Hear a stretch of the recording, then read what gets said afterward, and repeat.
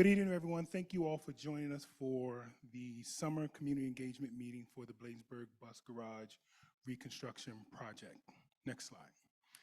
As always, we ask you all to allow everyone to participate in the meeting, and we ask you to do that by, if you have questions, we've allotted time for questions to happen at the end of each section.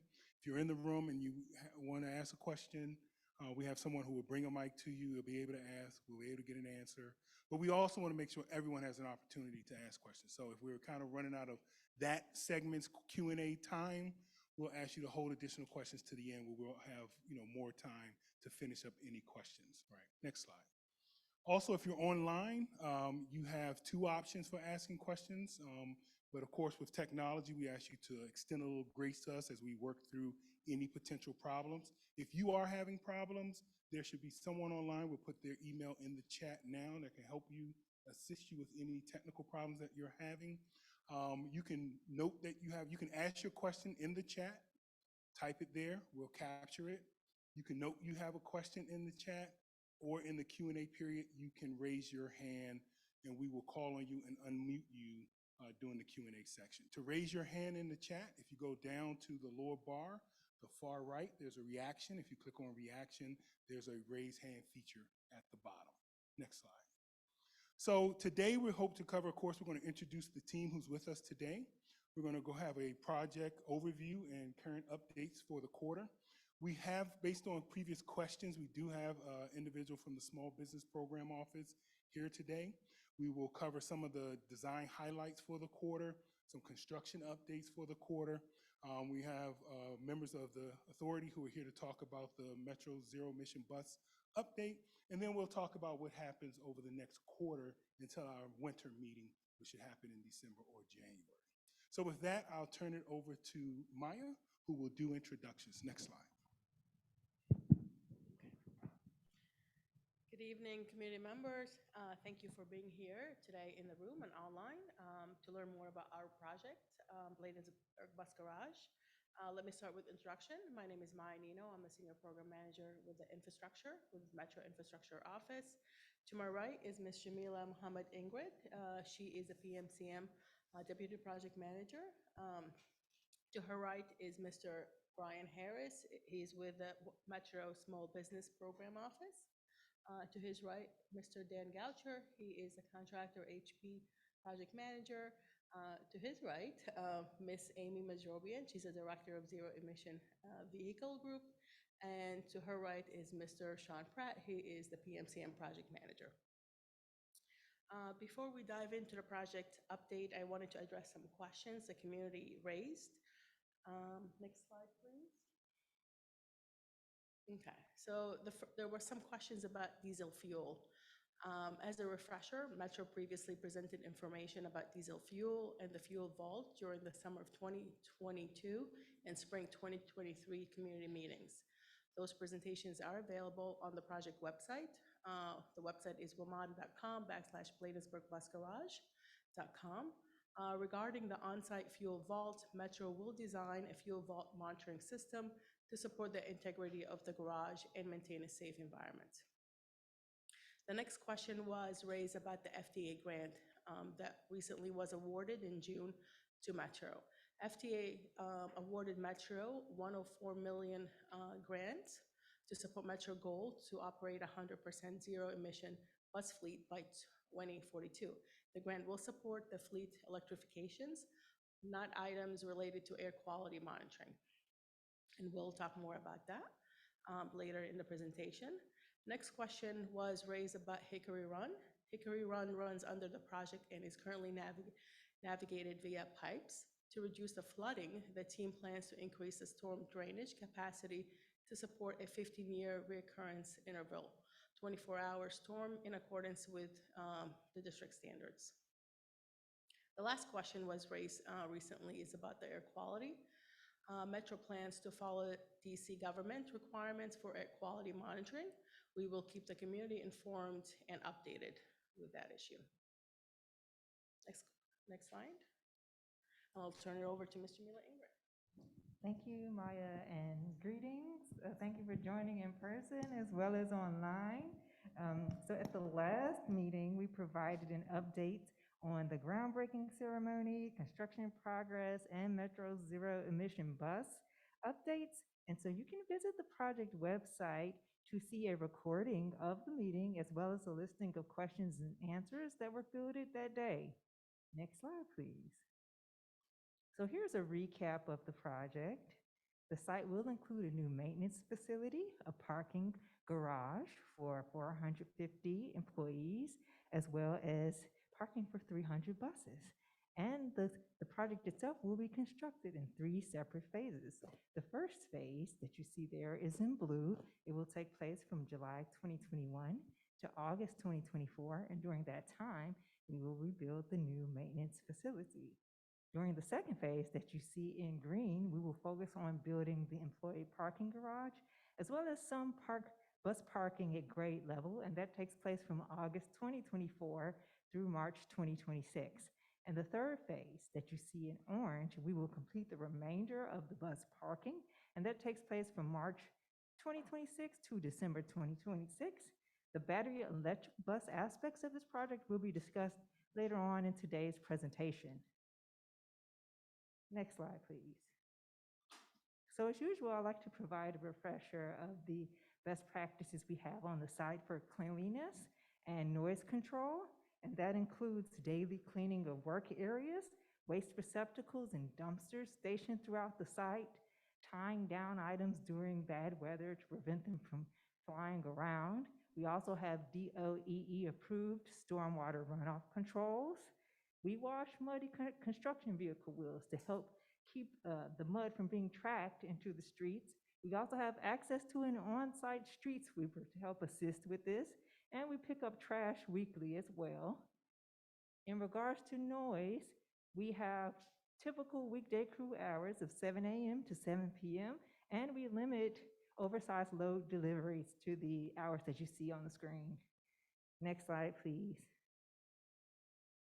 So in regards to construction traffic flow and contractor parking, in general, the site is bound by 25th Place Northeast, Bladensburg Road Northeast, 28th Street Northeast, and the railroad tracks.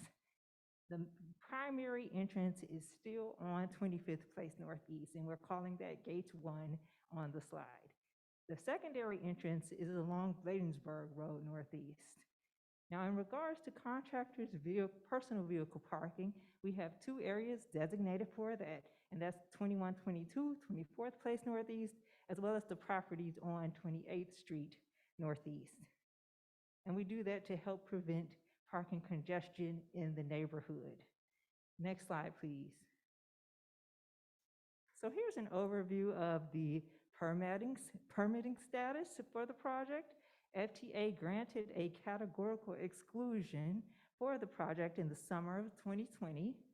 DDOT approved the project at a public space committee hearing in the summer of 2022. A programmatic agreement was set in place with the DC Historic Preservation Office in the winter of 2020.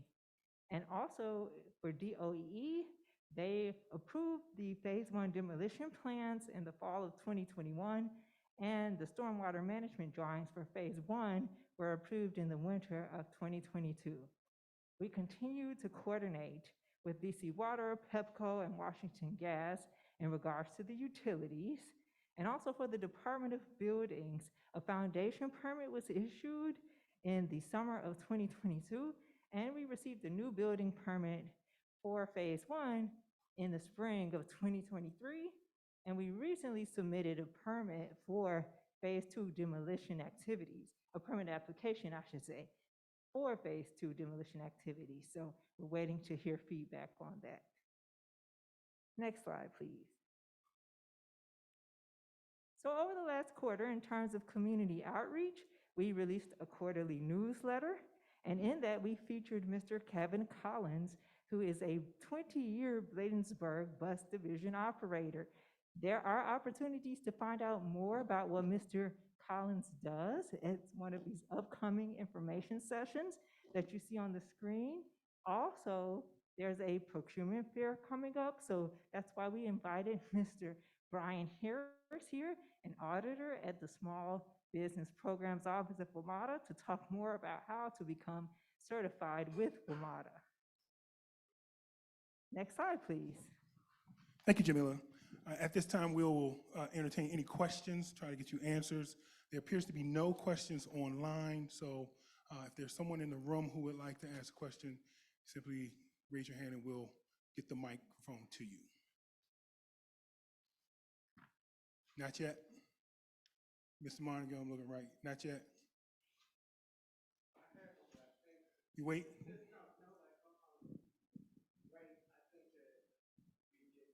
Okay, thank you. Anyone else?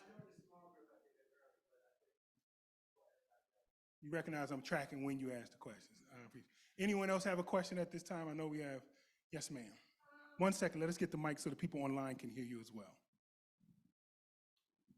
My question isn't about the garage so much as the buses that live there, because we're having some issues with the D8 and the G8 since 4th Street opened up again, and it's like the signs in the neighborhood never got changed, and there was never really any official notification to let people know that they had to go on the other side of the street to get the D8, and there's some places that the G8 doesn't go now that it used to go. And I mean, it's kind of, I mentioned it to a couple of the drivers and they were going to mention it to the supervisor, but I don't know who to talk to downtown anymore. Right, so Mr. really. Hamry was the one I used to go to Mr. and Ham. he's gone, so. So thank you for your question.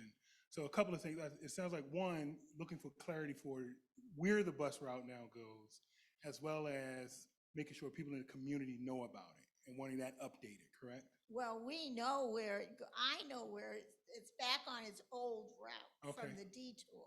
But Okay. a lot of people in the neighborhood Aren't don't aware. know that route and they don't know that it changed. Okay, so that isn't a project question, so we don't have one here, but my colleague Nina we're copying all the questions. She's going to get your contact information and we'll follow up directly. Okay, All right? thank you. Thank you so much. Any other questions at this time? Hi, thank you. And I came in late, and so maybe you've already addressed this, and if you had, maybe I can follow up after the meeting. But my question is with respect to the buses that will be there following reconstruction or during reconstruction. I know that around town, there are a number of bus reconstruction projects going on in Ward 3 at Friendship Heights and Petworth, Ward 4 bus garage there.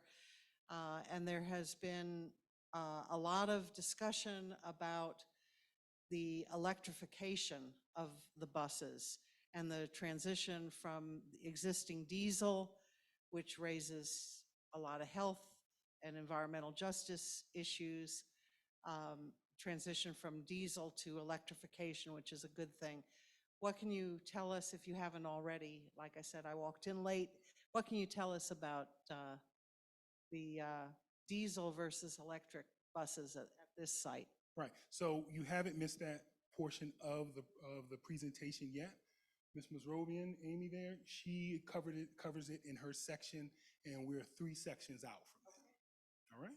Sounds good. Thank you. Anyone else at this time? All right, with that, we will go to the next slide and turn it over to, I believe it's Brian, correct? Yes, sir. For the Small Business Program Office update. All right. Good evening, everyone. Small Business Program Office. I am a senior small business auditor there in that department. And we have 5 social economic programs, 2 of which are federal funded. The other 3 are non-federal funded programs. Next slide, please. So the first 2 federal funded programs are our Disadvantaged Business Enterprise, and that's our DBE federal program.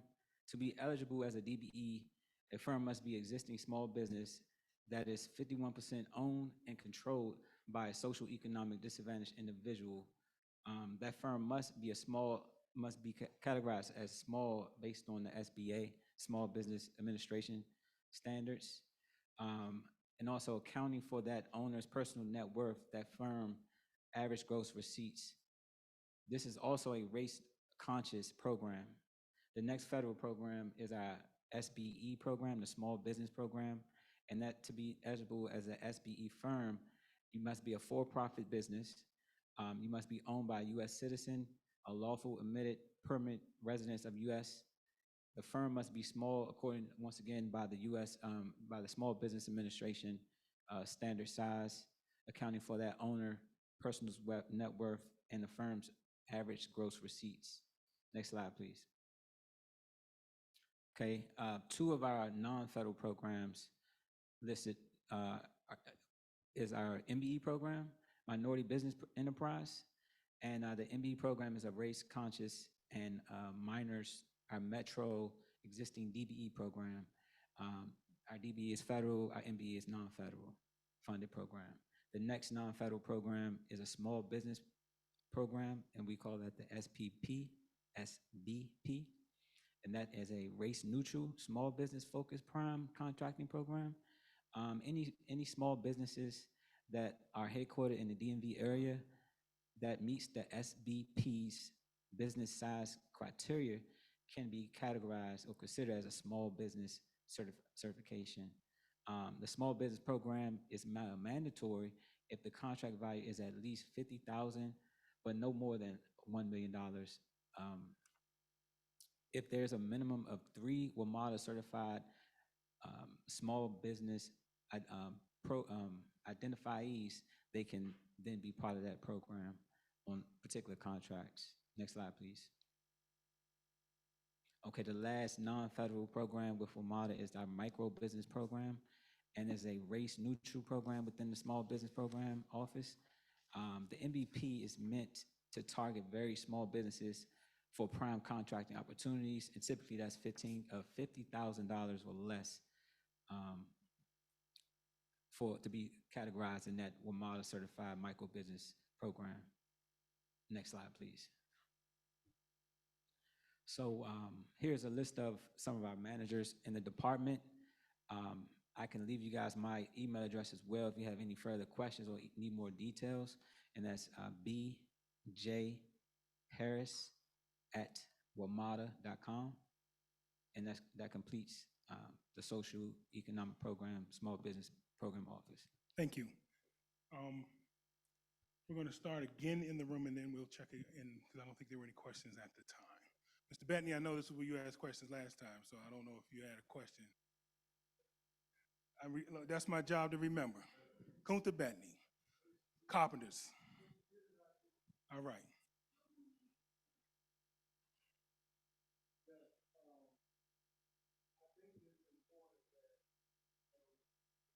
That it's an opportunity for DC residents to really work on this project. This is a big project, and I know we had a couple of slides earlier where they talked about community outreach. We need workforce for DC residents. And this, I had a talk at the Department of Transportation about 2 weeks ago. I love the fact that we are getting CBE, DBE, SBE. We have all these acronyms and we get them involved. But if the trickle-down effect doesn't happen, right? If you're not touching the people in the underserved communities to give them an opportunity to change their lives with these projects, then we're doing a disservice for everyone. Like the people that, the smaller contractors, if you're not making sure that they hire local residents, you could go to this project right now and you will see a lot of Maryland and Virginia tags with hardly no DC residents working on this project. And it's crime and violence in the community where these jobs can actually change people's lives. So on a phase 2, I ask that you really consider with some type of program or getting more people involved in the community on workforce development side. Thank you. So, and I will offer opportunity. And I appreciate you allowing us to hear the question more evolved, the nuance of it. So it's not just the wanting more minority, diverse businesses, but looking for a way to determine if those businesses are actually touching or employing local residents to be part of it, right? And so I know previously Dan spoke to how the DBE contracts they use are supposed to, work through the hiring piece. And I know there's also kind of a wall as a representative of local. But I will make sure we get the more nuanced answer around, how does that touch residents in the ward or those who are looking for jobs? So thank you for that, Ms. Bettany. All right, I think with that, any other questions in the room or online? No questions online? Any in the room? All right, with that, we are ready to turn it over to Dan for the next section.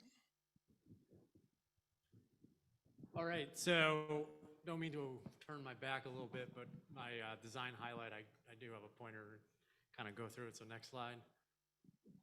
So I know through some of these meetings, we've had a lot of conversations about the rainwater harvesting tank and the rainwater kind of design. So what you're seeing here, I'm going to start on the outside of the building. I'm going to kind of work our way in just to kind of explain how this system works. So kind of what you're seeing here is the full site. I kind of have two tanks. I got this tank, this tank, this tank, and this tank. So the two red ones, those actually collect all the rain from the entire site, where the two green ones collect the rain from the roof. So all the rain that hits the roof makes their way into those two green tanks, and then everything that hits the site kind of makes their way into the two red tanks. So the size of these, each one of those red ones holds about 500,000 gallons of water. That's size per DOE standards for a 2-year storm event. It's about 1.7 inches of rain over the about 18 acres of site that we have. So all of that kind of filters into those tanks, and then you can kind of see this green line kind of comes into this part of the building. So this is kind of our bus wash, reclaim, and treatment room. So next slide.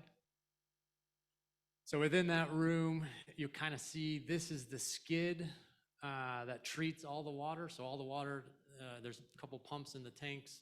Those pump it into the building. And you can kind of see this flow diagram here where I got this blue line that kind of runs through how it eventually makes its way to a 2,000 gallon storage tank. So it goes through a filter system here, an ozonator, and then a UV. Basically, again, DOE is kind of dictating how this water gets treated through they have an Appendix N that kind of tells you that you have to have certain log reductions. I don't know all of it, but we are right now achieving like a log 10, which is through kind of like a California standard. But eventually, like I said, it makes its way into this 2,000 gallon tank. And then from there, it gets pumped into like the bus wash system. And this is how we're going to go, or WMATA's going to go wash their buses. So next slide. So again, a couple of things to point out. So you can see there's actually two 2,000 gallon tanks. So you got the one here and one here. So that kind of treatment water comes in, finds its way into the tanks, and then from there it gets pumped out into the bus wash.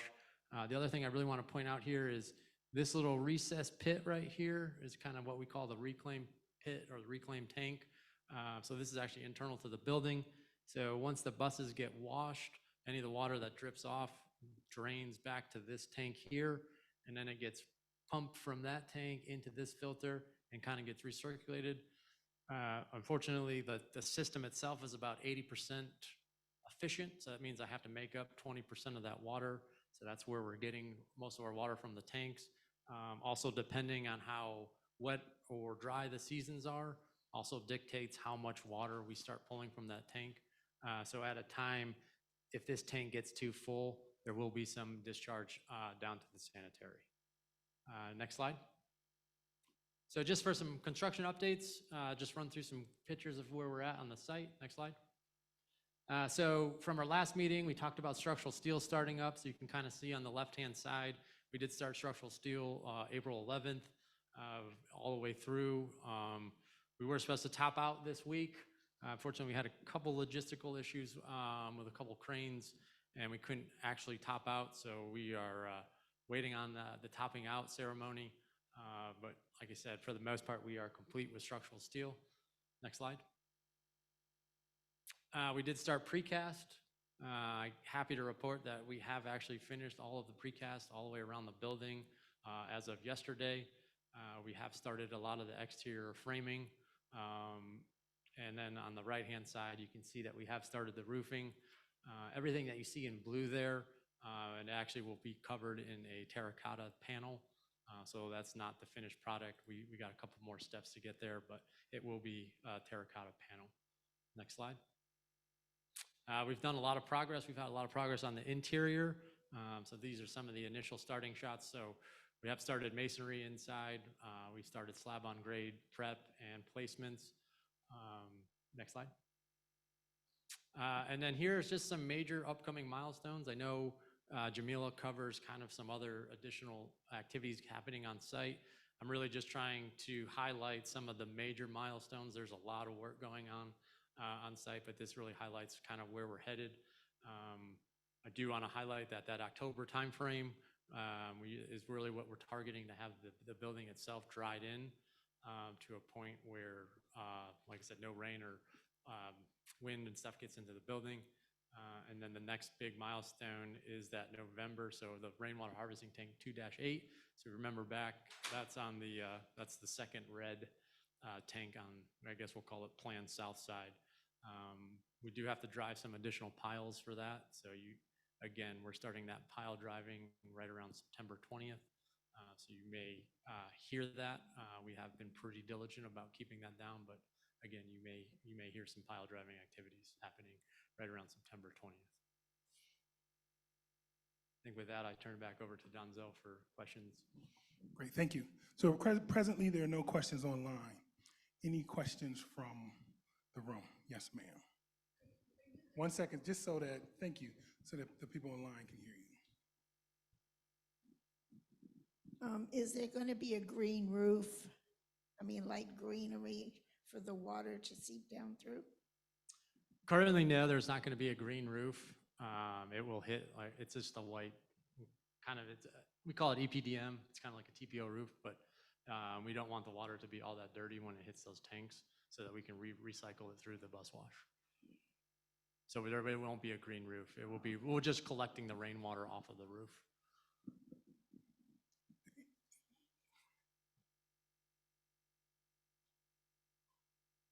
Thank you. Mine is sort of a follow-up to hers. What about the water reclamation of the ground? Is it mostly cement?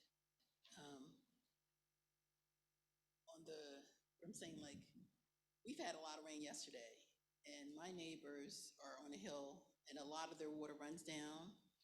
Lots of dirt and everything is coming. Erosion is happening. Also on the side of my house, there's a lot of erosion.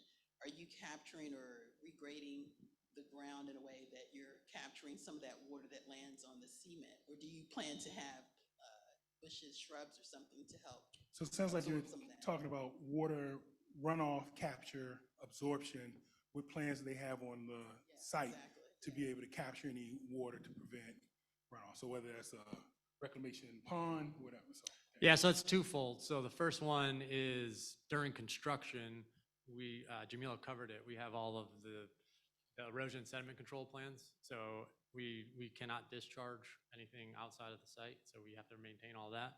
But in the finished design, kind of what we just went through, so predominantly most of it is concrete, and all the water that hits that goes into our storm drain system that then filters back to those tanks. So the goal is to capture, like I said, up to 1.7 inches of rain over the entire site into those tanks. Not just from the roof. Yeah, not just from the roof. I just point that out because we do have those, we have 4 tanks, and obviously the water coming off the roof is a lot cleaner than the water coming from the surrounding area. thank you. Any other questions? There. I want to talk about the diesel tanks for a minute. Okay. So the way this was originally sold was 100% zero emissions. So we're not going to play with the semantics, okay? Where the facility is being constructed to accommodate for the short term diesel buses that may operate from the facility or may transition into and out of the facility during the day, correct?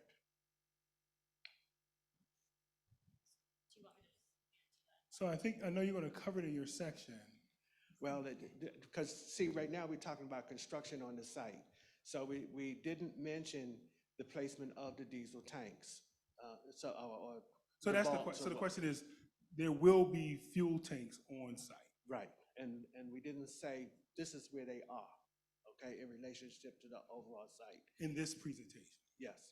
The other thing that we didn't cover was the CNG tanks, which are gonna be placed at 26th and, or 25th Place and Bladensburg Road.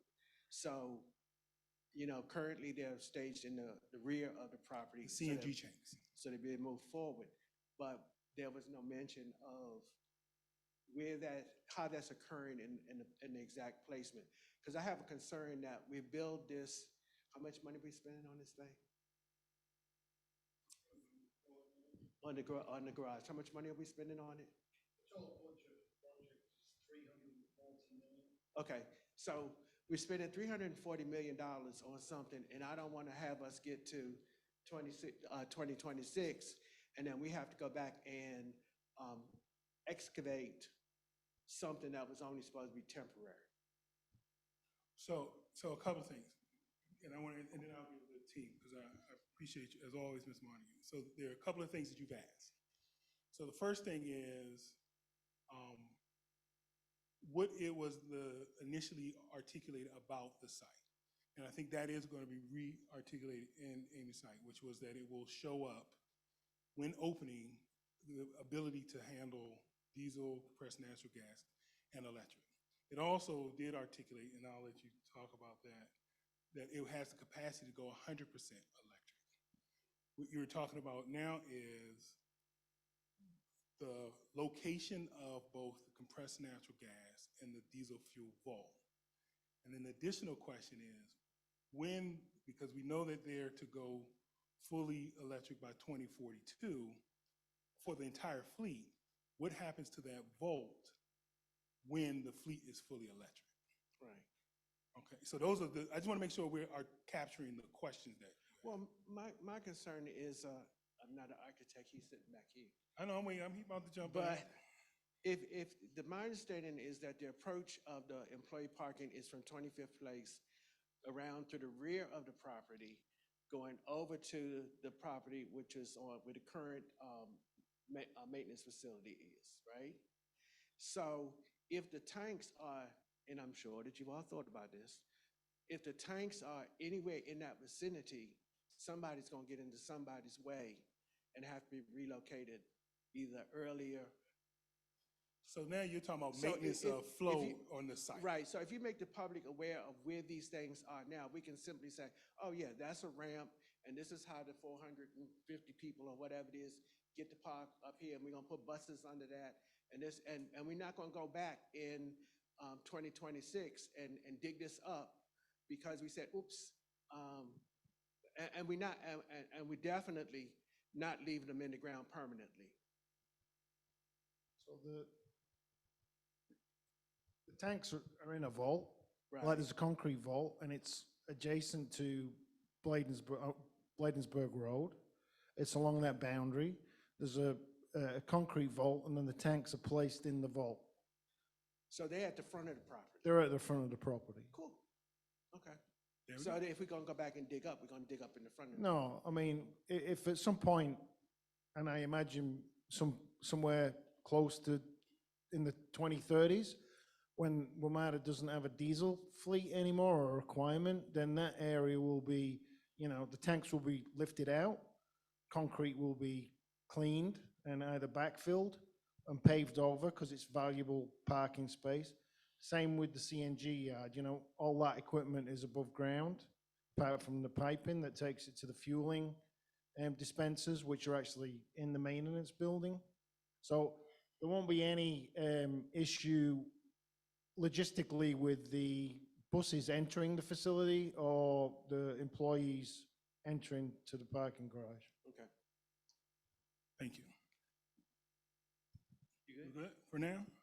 Thank you. All right. Online? All right. With that, I think we're ready to go to the next section, which is Amy Masrobian and the zero emission update. Great, thanks, Donzel. So hi, everyone. I'm Amy Masrobian with Metro's Zero Emission Vehicle Program. Next slide, please. So I was able to join the community meeting last time to share our plans for converting Bladensburg Bus Garage to a facility that supports zero-emission buses. It's a key part of Metro's broader transition of our entire bus fleet to zero emissions. Currently, battery electric and hydrogen fuel cell are the two types of zero-emission technologies in the transit bus market. And Metro will initially deploy battery electric buses and associated charging equipment, including at Bladensburg, and more broadly, consider and evaluate the cost of the fuel cell technology to determine if that would be suitable in the future. So zero-emission buses are important because they reduce greenhouse gas emissions and improve air quality for the region. In addition, these buses are quieter in operation, so there's less noise than buses currently on the road.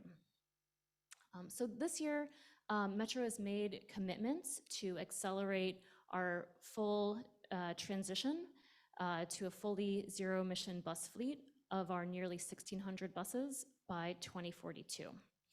So as part of that commitment, starting in 2027, Metro will only purchase zero-emission buses. So before talking about our zero-emission bus plans at Bladensburg, I wanted to share a few exciting updates about our broader zero-emission bus program that happened since our last community meeting. So first, in June, we took delivery of the first of our series of 12 battery electric buses that will operate out of our Shepherd Parkway bus division in Southwest DC. And actually today, we received our second bus of that grouping, and we're working to get the buses ready to start transporting customers. Also in June of this year, the U.S. Federal Transit Administration awarded Metro a $104 million grant from the Lower No Emission Vehicle Program. It was the largest award from this grant program this year across the whole country. So we're really excited about that. And this grant funding will support Metro's zero-emission bus transition by helping us buy more battery electric buses to be used in the region, as well as supporting the conversion of one of our other bus garages, our Cinderbed Road bus division, to be able to support battery electric buses. And also importantly, it supports workforce development and training needed to support these new buses and facilities. Next slide, please. Okay. So talking more specifically about Bladensburg, really excited that when this Bladensburg reconstruction project is complete, we'll have the charging equipment to support 150 battery electric buses. So this is a really significant project. In the context of zero-emission bus projects across the country, this is going to be a really large, significant number of vehicles, a really large battery electric bus facility. So I think that's really exciting for the community.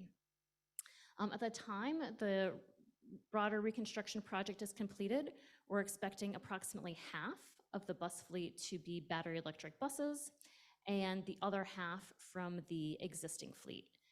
So that other half will primarily be CNG buses, compressed natural gas buses, due to the CNG fueling plant at the facility.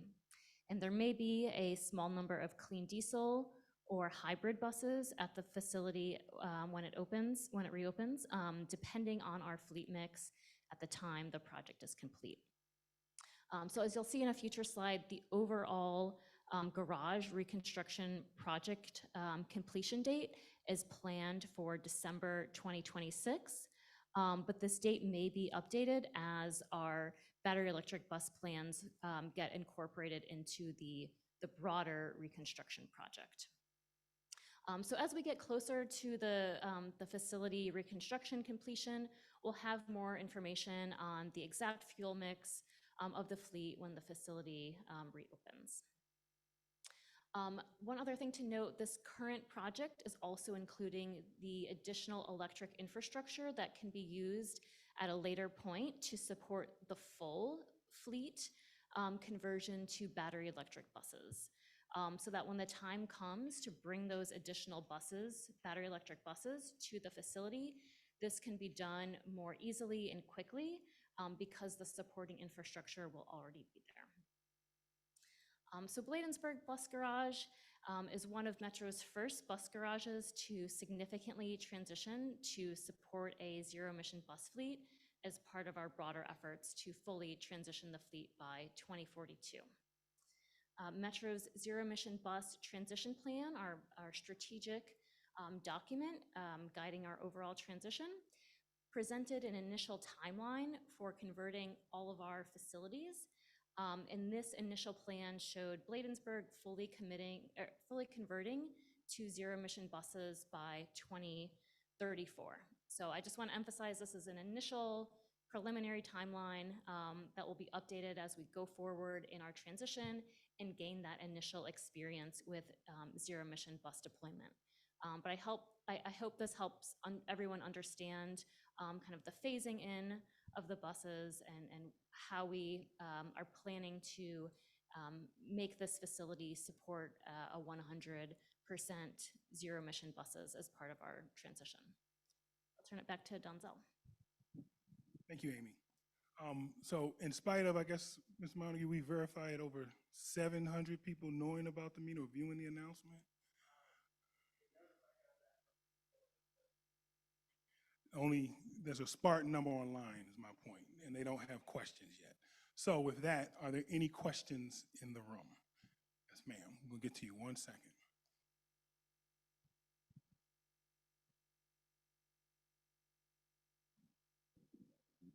So I heard you say that you're working towards having half of the buses be all electric.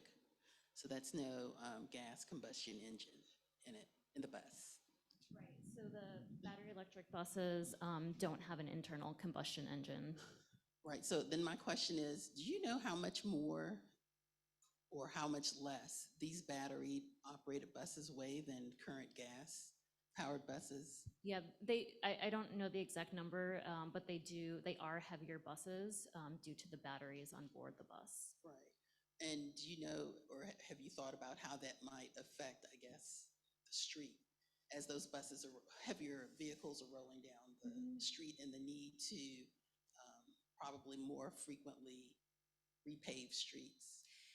Yeah, that's definitely a question that's in discussion because it's not just buses. You know, it's as buses and all types of vehicles, including light duty vehicles, transition to electric vehicles and other technologies, that is going to be a broader concern that spans not just our industry, but may have some impacts on the roads and maybe changing some practices there. So I think it's something that, as these vehicles are deployed in larger numbers, may have that kind of impact that we'll have to assess.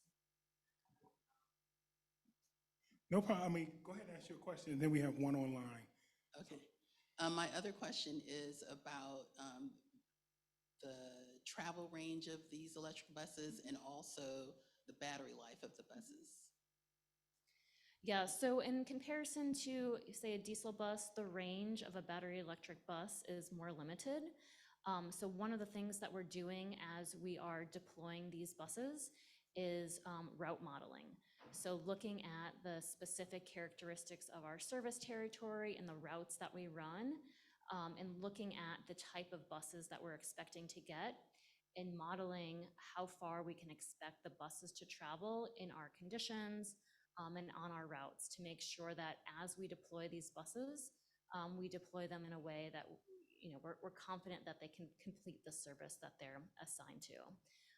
And so there are a number of factors that can impact the range of a battery electric bus, not just things like the topography. If it's a really hilly route, that can have an impact. The weather is actually a pretty large factor, and actually cold weather really impacts the range of battery electric buses because it takes a lot of energy to provide heating for the interior of the bus. So we look at all of these factors in light of the fact that this is a new and evolving technology, so that as we deploy it, we can make sure that we're providing the service that we need to provide to our riders. Thank Sorry, you. and the other part was, how long do you expect these batteries to last before you need to replace the battery on the bus? Yeah, we're looking to have warranties for 12 years for the batteries on the buses. And so if they would need to be replaced in that time, the manufacturer would take care of that replacement. Thank you. So we have one online. Alexis, I think you're going to read that. Yes. So one question from Devonte. I may have missed this, but will these buses be autonomous? How much of the fleet, of the entire fleet is planned to be autonomous by 2042? Not sure if this question can be answered at this meeting. Yeah, so I'll just speak to our current plans. We're currently not planning for autonomous buses. It's, you know, it's certainly something that folks are very interested in and to keep an eye on, but our current plans don't have autonomous or driverless functionality included in them. Thank you. On this side of the room, I think we had a question. And then Mr.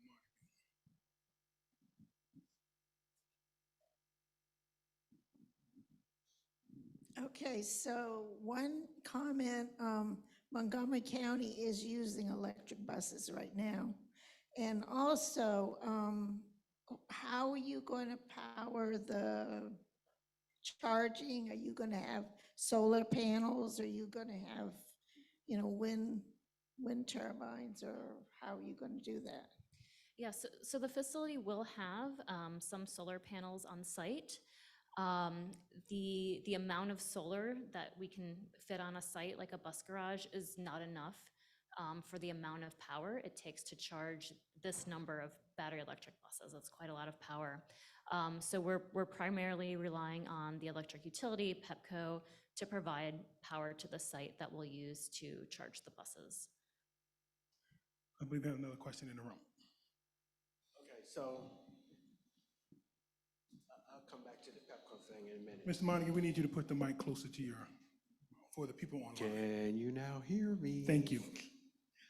I'm in a good mood this evening, so take advantage of it. Here's one of my main concerns, and it's in message and delivery. We keep saying zero emission, all right? Zero emission to most people means no fume, no vapors, da-da-da-da-da, period, okay? So a totally electric bus would be zero emission by definition. But we keep introducing variables in our plan. Now, I just wrapped my head around when the bus garage opens, when the goal is to get to the full electric, 100% electric. I'm gonna step back on that in a minute. But in our messaging, and it's the discussion, and take this as a criticism, okay?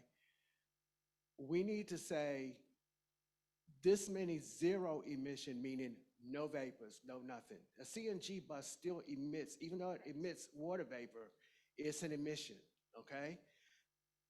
The other thing is that, I think, I know I'm supposed to be an educated person, but I'm saying that I believe in the basic dissemination of information. You need to be real, as Jackie would say, you need to be real clear about the distinction of what's being deployed, when and how, okay?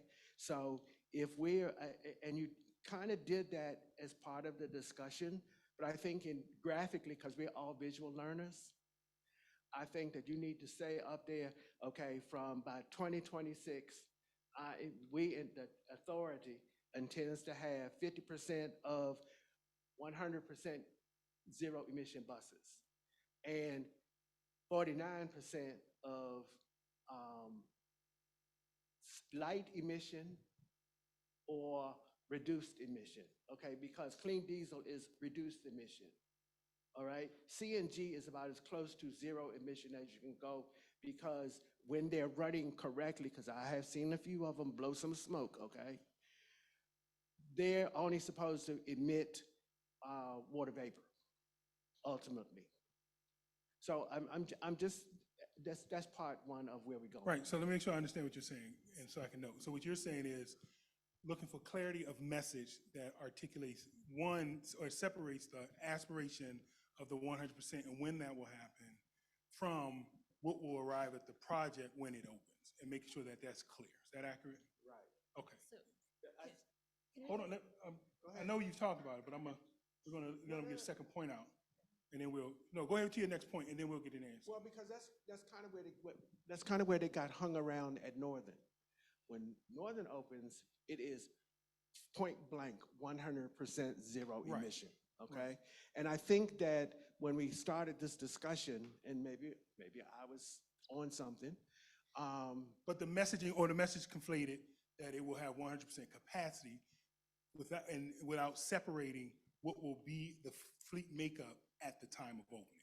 right. And that's what you're saying. And we need to progressively talk about the fleet makeup, even though doesn't necessarily have the actual distribution of fleet and this, that, and the other At the this time, point. right. But the anticipated goal and the distribution of the fleet may be, Right. okay? That's So I don't come back in 2026 and tell, and with So why do we have these with an CNG injunction and diesel? and tell you all that you are not opening. Right. Okay. Okay. So your other point, I appreciate that, and that's noted. So thank you for that. The other point was, the young lady here asked about how the vehicle's going to be charged and this, that, and the other. So the message that came down was that the solar panels would be insufficient Charge the to buses. charge the buses, duh, okay? But we would be drawing power from the grid provided by PEPCO, the local utility. So what's not apparent or not been articulated to the group here, and to folks online, is that at 28th and Bladensburg Road is where the electrical collection and distribution Junction, plant right. will be. Okay, so people need to know that is an integral part, even though it's not in phase one, it is an integral part of the project. And at some point, a power plant or whatever PEPCO calls it, will be there, and trunk lines will be pulled into that site so that the buses can run. So again, that kind of goes back to how messaging happens. Right. So it's like one, and I appreciate you saying, hey, now I'm kind of hearing what you said, or I'm translating what you all encoded. I'm decoding that in this communication of, oh, yeah, there's a programmatic goal of 100%, zero emission buses. But then there's a project goal where X number of buses will be the fleet at time of opening. And then also, when we talk about the electrical source, that there is a separate unique junction that will electrify the project site, to give that electricity, and where it's located. Okay, and for clarity, that electrical source does not draw from neighborhood power. Right. Because people, as in Northern Garage, people were asking, well, does it affect us? And the answer is, me being a stupid engineer, no, that doesn't, the two are entirely separate things. So I think as part of the messaging for buy-in of the public of the project is that they need to know, it may seem trivial to you, but it's not that much trivial. And so you don't have to get ugly So that you'll get questions. responses to information that was interpreted incorrectly. Right. Thank you for that. Thank you for that, Mr. Montague. All right. So I think with that, we're ready to turn it over to Jamila. And, I apologize. I thought okay, sorry about that. No worries, thank you. Mr. Montague brings up an excellent point. Perhaps at a future meeting, we could get insight into what that PEPCO substation will look like, because as is pointed out, it is on the face of 28th and Bladensburg Road. And we've had many discussions about the fencing and what that should look like, but if we could have some insight so that we don't have an unsightly substation look, in the community. So, right, so looking for what's going where so that you'll know how to impact you as a neighbor of the Right, we know it's on the corner there at 28th and Bladensburg, but I'm talking about the visual impact to that. Thank you. Thank you. All right, so with that, I think we are ready now, Jamila, to talk about the look ahead.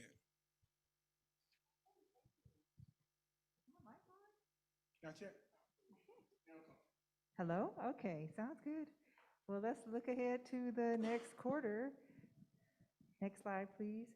So in the month of September, we'll work on the rooftop units and north ramp foundation. We'll also work on the pedestrian bridge and perform interior rough-ins as well as fuel vault tank and piping work. We will also commence the piling for the rainwater harvesting tank that Dan talked about earlier. In the month of October, we'll continue the ramp and pedestrian work. From September, we will also complete the rooftop units, overhead doors, and slab on grade in the maintenance building. And we'll also perform work for the air barrier mounting system. Now, in the month of November, we plan to complete the rainwater harvesting tank, and we'll also continue building out the interior spaces of the maintenance building, and also we will continue work on the maintenance building stairs. And we'll perform some slab on grade work in the C&G yard area that's on the corner of Bladensburg Road Northeast and 25th Place Northeast. Next slide, please. So here's our anticipated schedule from November through the expected project completion. And this is a goal that we strive to meet as the project progresses. So I'll highlight a few of the major milestones, including completing the new maintenance facility in the third quarter of 2024, commencing demolition for phase 2 of the project in the fourth quarter of 2024, completing the new parking garage in the second quarter of 2026, and overall project completion slated for the end of 2026. And as BEB design progresses, we'll continue to evaluate the schedule and make updates. So from this point, I'll say thank you, and I'll pass it over to Maya. Thank you, Jamila. Okay. Just to wrap it up, how to follow up for our project. You can always go to our website, Bladensburg, walmart.com/Bladensburg Bus Garage, and sign up for project updates so you can get your quarterly newsletters that Ms. Jamila talked about earlier. Please send us an emails if you have any questions, bladensburgbusgarage@walmart.com. I will respond to those as well, and we'll be announcing the next quarterly community meeting. You can also follow us on the various media sites, Metro Forward, at Walmart at Twitter, and at Facebook at Metro Forward. With that, I do want to make one announcement. So just a quick announcement to the community. Metro Transit Police Department, they are having a back to school event on August 19 from 11 a.m. to 3 p.m. at Fort Totten Metro Station. They'll have giveaways for school supplies for the kids. They'll have music, food, bouncy house. So it's a nice community event to go to. So please consider that and pass on the word. So again, that is August 19th, August 19th, Fort Totten Metro Station, 11 a.m. to 3 p.m. 11 to 3 p.m. Thank you. Also, for those in the room, you received an evaluation as we arrive at our last Q&A portion. We ask you to please fill that out. For those online, you will receive a link in the chat so that you can also fill out the evaluation of the meeting. And at this time, any questions regarding the look ahead, but not only look ahead, but the construction updates, the DBE, the electric bus program, any questions? Mr. Montague. Who's in a good mood and appreciate it? Ms. Chisholm will appreciate what I'm getting ready to say. I want you all to know that the most recent promo that you put out announcing the meeting was right on point, okay? It was snappy, it showed progress of what was going on, and it wasn't a boring presentation. So, Ms. Chisholm, yes, I give you a star on this one, okay? And thank you to our partner, Sharp & Co., for doing that. All right, so with that, that concludes our meeting. For those who play, good luck, and if you win, think about me. Good night.